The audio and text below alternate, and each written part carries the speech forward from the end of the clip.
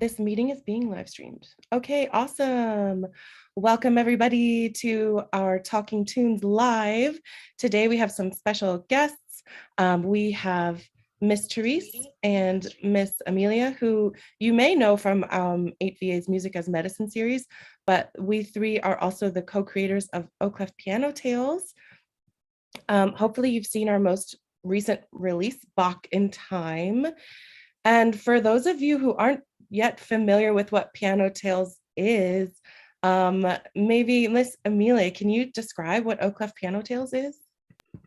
Yeah, hi guys. Okay, so Oclef Piano Tales, if you haven't already seen it, we've completed a couple of piano tales. But essentially what we're doing is almost creating like a little musical recital kind of thing that can be produced and edited into a video and posted online. It can be shared with your friends. And typically it features some student performers who submit recordings of their pieces. It also features some students who do a little bit of voice acting because the way that we deliver the, I guess, musical per se or the story is through animation. So some of our students help out with that. Some of them compose the music, which is really cool. Some of them even actually like arrange the songs that are being performed. So it's a very big collaboration project. And yeah, it's a lot of fun.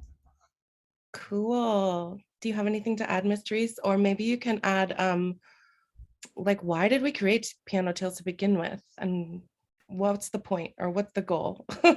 Yeah, so the problem we were trying to solve here at Oclef was disengagement with our really young students. So our really young students, a lot of the parents wanted them to have some type of performance opportunity, but many of them are not ready for that yet in terms of like performing a standalone piece or like it's not their goal. Their goal is to learn how to read music well and to do it fast, right? So we came up with this originally it was a Fab Five thing, so they would perform their own individual pieces that were really easy and then we'd put them together in terms of a recital, but it wasn't as effective and those took a lot of time to compile and they weren't as fun for some of the students because they didn't appreciate the whole like I have to learn this piece. And so to make it a little bit more original and to also make it more of a collaborative effort with a lot of the school, we came up with Oclef Piano Tales. And it's geared towards S1 students. So helping them learn new music while also teaching them skills such as performance, listening to an audio track while they're playing, little things like that. So it's a really fun project that helps the school overall. Cool. Awesome. Okay, so thank you for that background. Um, I think so. Sometimes our piano tales have a specific topic. Like the very first one we did was that the Halloween one where the student had to like they forgot everything they knew about piano and they had to relearn the basics, right? Like dynamics, tempo, I don't remember, articulation, rhythm.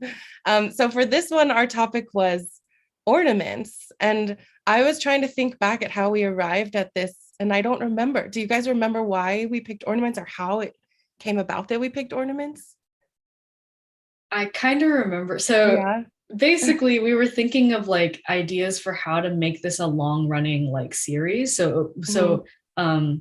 Piano Tales is going to evolve into like a 3 season type of musical thing. So we take a lot of our inspiration from the way that musicals work in, in the entertainment industry. So they normally have like recurring shows that have been there for a while, like the classics, right? So that's like our Halloween one. So check it out on YouTube. And then also our Christmas one. So those are kind of like, let's keep them the way they are. But then we were thinking in the spring, why don't we introduce like new musicals each time? So with the same concept in mind, Oclef Piano Tales is hoping to push out a new production every spring. And so how do we keep this new, but also kind of familiar and relevant? And how do we keep the story going? We were thinking, I think it was me who came up with the idea of like traveling back in time. And I was like, what if we traveled back in time and met these composers? And like the first person we meet is Bach, right? So, and then that's where we kind of started talking about, okay, so like what is the purpose of them going back in time to meet Bach? And I think Dr. Glenda, you were the one who came up with like we should have them learn about ornaments in the process too. And Miss Amelia was like, oh yeah, we could have them do that. And then also on top of that, we could tell them a little bit about Bach's history. I don't know if you wanted to add more, Miss Amelia, from your perspective, like how that took shape, but yeah. I mean, yeah, I think you did a pretty good job of like trying to recount how we came up with it because I feel like the thing about Piano Tales is not just being able to like come up with the pieces and deliver it. Like we actually have to be able to create a sound story that's engaging for like younger students, but makes sense for like parents and everyone. And this one just so happened to be educational. So did the Halloween one. It was kind of educational in a sense. We had a Christmas one, and that one was more like holiday spirit, a little bit more fun, explore different cultures. So I think the way that we arrived to this, like you painted it perfectly, Miss Therese. But essentially, it was our job to figure out how can we weave a story with our idea, which initially was like going back in time to visit Bach. Like, what can we do with that, and how do they, obviously get back to the original time? So we kind of followed like I don't know, I think Mr. Julian sent us something a while ago, like the hero's journey, like how to create the story. It was like the Pixar method, which I use whenever I write. So just using that kind of helps us like figure out like how to create the story, make it engaging and like make sense, I guess. I like it. Yeah, definitely. So I apologize if it was me that came up with the ornaments. It's something I'm just obsessed with in my own performance. And then like, as I remember right after we were like, ornaments, boom, got it. And then I was like, wait a minute, but these are like stage 1 students. Was this a mistake? Like our ornaments are like kind of complicated or can be complicated. And is this gonna frustrate them rather than like teach them something new? And I wonder what your thought was, and like how did that go, teaching ornaments to stage 1 students and early stage 1 students, and what were your expectations and then what actually happened? Yeah, it's a great question because like I didn't realize that until after too. I was like, wait a minute, we've made a terrible mistake. And I was like, oh man. But honestly, it went a lot better than I expected. I didn't know what to expect, to be honest. But I mean, it was good. I think that my only concern was like being able to play the ornaments in time with a metronome, because that's what's difficult. And I don't expect that for early stage 1. But I think it's cool that they got exposure to this like now, because it's so interesting because like they learn how to sight read, they learn how to read fast, they got the notes. But it's cool, like, I mean, being able to see an ornament, it's like, okay, wait, what is that weird symbol? Like, what does it do and why? So I think my students had a lot of fun, like, learning about it and knowing that, like, they can see a note, but with this fancy symbol, they can do more than just what's printed on the page. So I think they liked it. Yeah. No. Yeah, I actually found that students didn't find it as difficult as I thought they would.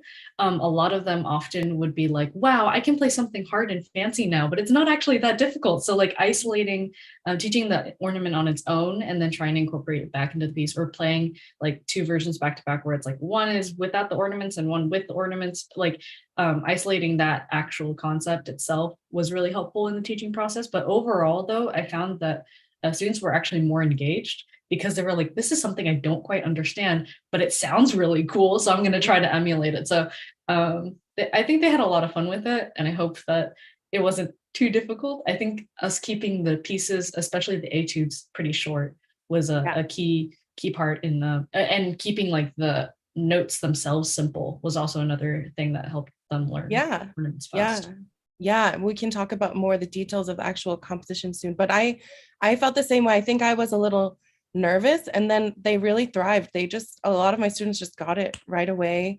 and we're really excited about it, because again, I think maybe sometimes we underestimate their ability to comprehend certain topics, and maybe we don't want to frustrate them or overload them with something that's like a little beyond their comprehension, and we don't want to frustrate them, right? But I think maybe we're underestimating what they can do, because a lot of them got it right away and they were very excited about it. It kind of adds this element of like mystery or something. It's not like just reading the notes, but we're like decoding these magical symbols that like tell us to do cool things, and kind of brings that excitement to it. And on a more basic level too, I think they're just happy that they can play something that sounds hard but isn't hard. Yes, exactly. It kind of frees the brain from like, okay, you can play five really quick notes like a trill without having to read five separate notes on the page. It's just a concept, right? The squiggle means do this, right? And it kind of frees their brain from like overthinking too much, I think, a little bit.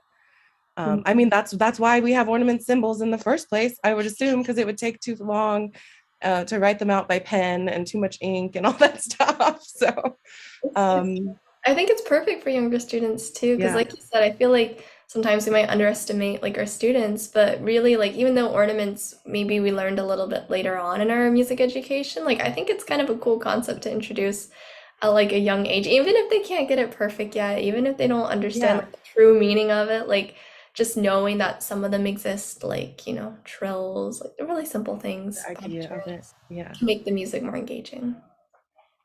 And it was really appropriate for Bach in time because it was such an integral part of Baroque performance practice. I'm sure a beginning harpsichord student in Bach's time would have learned trills right away. They're like, you can't not know what a trill is, right? So maybe, I don't know. Someone should fact check me on that. But so let's talk about a specific piece. So the Pastoral of Trills. So we basically decided of like four ornaments that we were going to pick, and we designated four dance movements to kind of create some structure for the composers, you know. So Amelia's was writing trills, and the type of piece was a pastoral. So I'm just going to show you guys the score.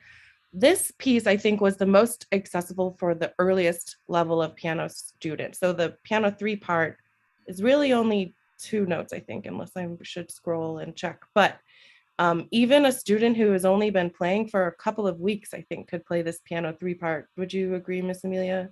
Yeah, I would agree. Like I showed some of Um, my newer students that, and they're yeah. like, "Oh, that's like it's only two notes I got to keep track of." It's not even if they can only do one hand, even if they only feel Yeah. confident with the right hand, that's fine. Like, just being able to participate because I think what made students excited about this, even though, it's meant for like early stage one, it's pretty simple in terms of the Mhm. melody. I think what excited them was the fact that they knew they were going to be paired up with other people and it would be a Yeah. trio.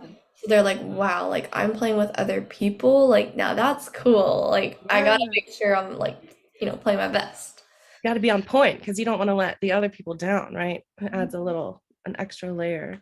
Mhm. So yeah, so for this, I feel like this piece checks all the boxes of like goals for Piano Tales of making it really accessible for early stage one, because sometimes later stage one or stage two students, they'll have other performance opportunities in performance seminar, right? So we want to make sure that we really get the early stage ones in there. And it sounds good and it's fun to play, right? It's like, even though the notes are really simple, when it's all together, it really sounds like a full piece. And it just, yeah, it sounds really great. What do you think, Amelia, what was your process in writing this? How did you approach making sure it was really accessible? These are all early stage one, right? This is like early stage one. This is like early stage one. And this is like the later end of stage one, maybe mid stage one. So how did you go about keeping that all in mind while you were writing this? Yeah, I mean, I figured that's kind of how I wanted to divide it. I knew piano Yeah. one was going to be more involved, and then piano two would be like in the middle. Piano three could be like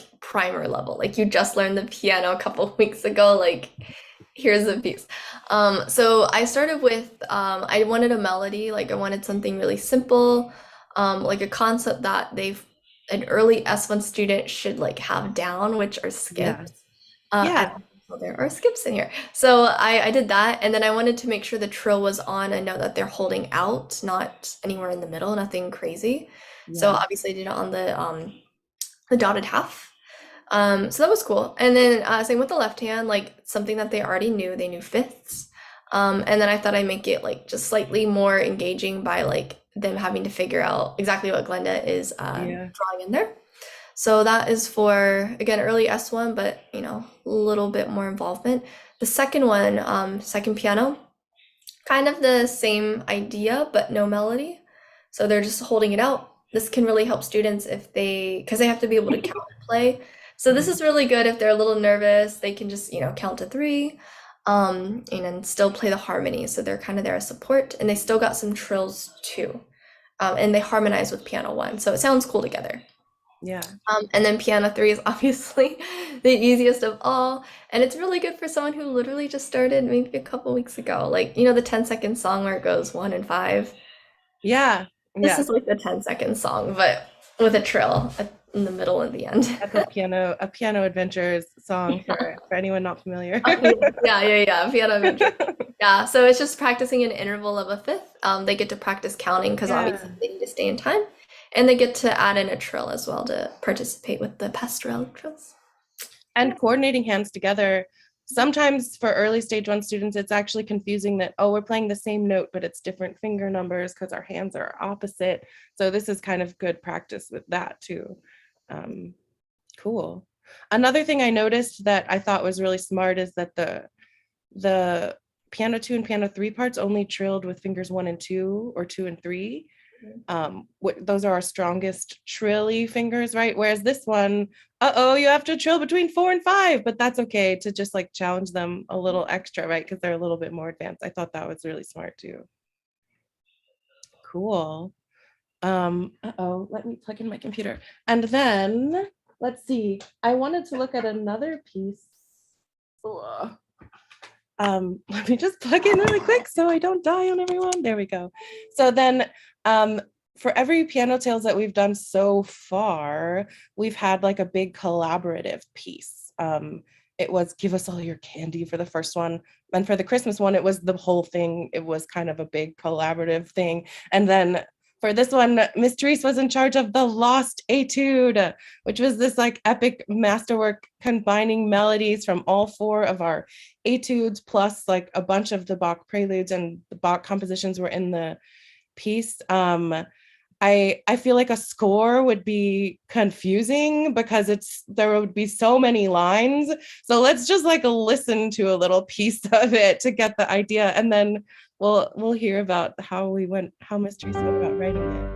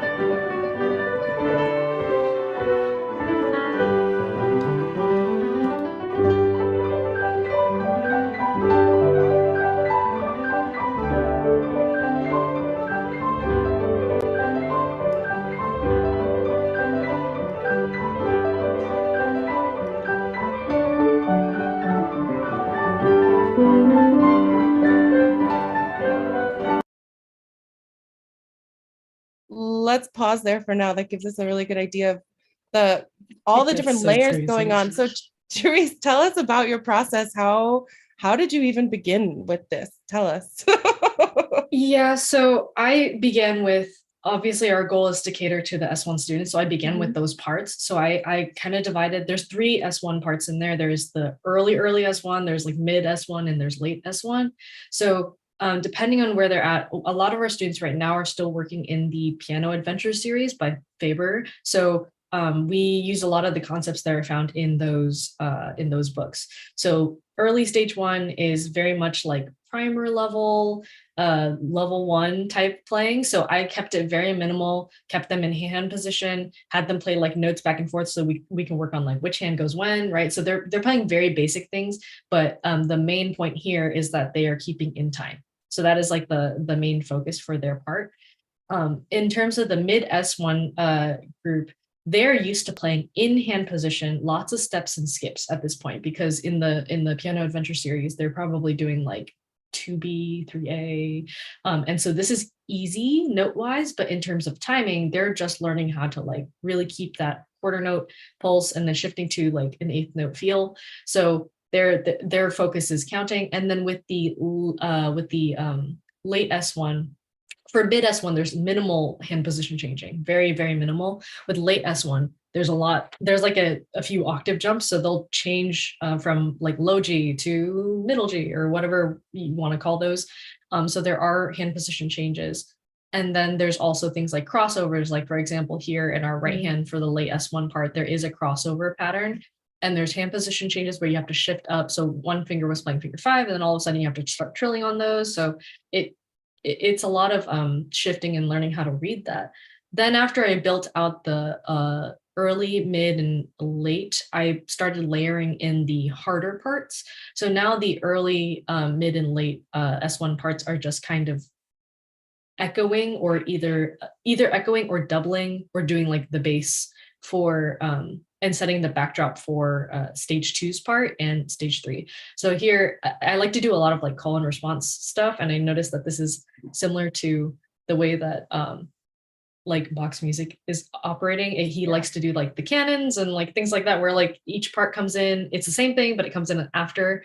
So stage 2 had its part, and then stage 3 has its part. And then for stage 3 and stage 4 in particular, because these students are at a much more advanced level, I thought, what better way to pay tribute to Bach than to add in allusions to some of his works and do kind of like a remix of some of his pieces. So you'll notice later on in the piece, stage 3 has so stage 4 starts it off actually right here. They do a giant scale all the way into like the invention, except instead of being in C major, it's in G major, because everything was in G.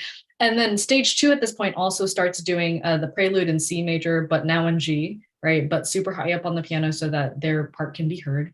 And then eventually stage 3 comes in with the Sleepers Awake theme. Right,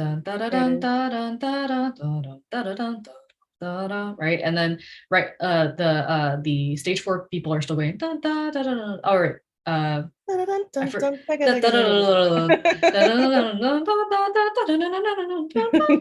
And they just keep going, right? But at this point too, this is when early S1, mid S1, and late stage 1 come back in with their part from the beginning. So it's like a recall to the beginning. They're still playing the same parts they did, but now everything is kind of being like layered together. And then at the very end, to kind of build suspense, all the early S1, mid stage 1, late S1 kids get to start trilling for forever. So they get to have this fun experience of like, how long can you hold this trill for? While the stage 2, stage 3, stage 4 students kind of finish it off with, so it's a lot of fun to play once you get the hang of it. But that's kind of how I came up with it. I honestly don't know how it all magically kind of came together. I didn't worry too much about like harmonic resolution or like dissonance or anything. I just kind of like, and then rhythmically just lined it up, and then it kind of just happened. So keeping the S1 kids in their hand position was really important for me, and making sure that their parts made sense harmonically and weren't too difficult to play was probably the number one priority. Everything else after that was just add on or fancy. So I had a lot of fun making it, and I honestly don't know if I could do it again, but it's fun. You did a great job. It was really great. I was going to show just like an early or like a mid stage 1 part, or this is ES1, but even though those all looked complicated, like you can see that the actual part is not that complicated. And I know, and it looked simple, but it really worked on those things that early mid stage 1 students are struggling with, it just tempo and time. So just being like, you have to count to 4 8 times and keep track of where you are. That's a challenge for those students, right? And then counting to 4 while not doing something rhythmical, just kind of wiggling, is another challenge. So I thought it was really cool, and the students love it. Every time Fun Friday came around and I was like, what do you want to play today? They were all like, Lost Etude. Even students that weren't performing it, who I had just had like sight read it for fun, they were all obsessed with it. So great work. I'm glad. I'm very glad. I think the main thing is like, it just doesn't really change hand position. It kind of stays in the same area. So there's a lot you can do, even though you're restricted. Like I feel like as a, because I've composed other music, and I know Miss Amelia, you've composed other music, and Dr. Glenda, you have as well, for other students and for older students. And it's very freeing in a way, because you're like, oh, they can do all of this, so I can write whatever, and they can just kind of try their best to play it, right? But then when it comes to S1 students, there's something kind of interesting about how it challenges you to stay simple, but also to create something beautiful out of that simplicity. So yeah, and it's very doable, right?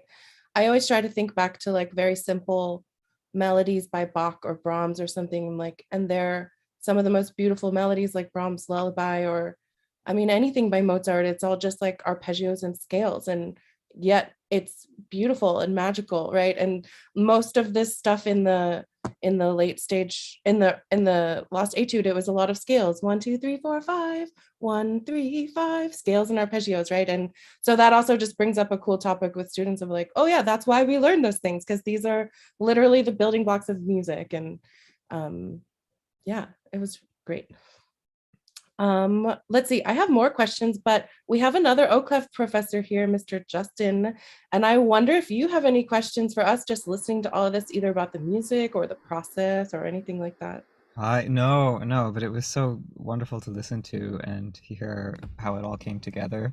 And none of Cool. my students were involved, but I really, really want to get them involved next time. Yes. It's great to hear again. Awesome. Cool.